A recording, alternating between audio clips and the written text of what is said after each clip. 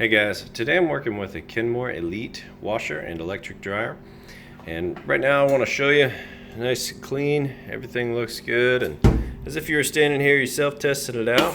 Go ahead and turn this on. Set to large load. Tons of options on this guy. Got it set to fast. Just want to show you a few things on it. One, that it does in fact fill up with water like it's supposed to. And of course the washer gets a 28-point inspection, the dryer gets a 22-point inspection. Everything electrical, mechanical, it all gets checked and everything has to work perfectly before it leaves my care or even gets listed up for sale. So as you can see, it's bringing that water in. I'm going to show you real quick that the agitator works here. You should be able to freely spin this in one direction and then not back the other way without the whole thing moving.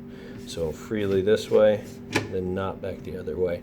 If you can spin this freely like this in both directions, then this is not working. This is actually broken. So something you can even check on your own washer. Make sure your clothes are getting nice and clean. Go ahead and just switch this over to the spin cycle. Oh, maybe a little too far there. We'll go right about there. You can hear it draining the water out.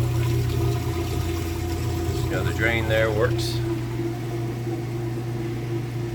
I'm gonna let this get up to full speed. We'll open the lid, show you it's spinning nice and fast. It's nice and smooth. And the lid switch will kick in and shut it down, so you know that works.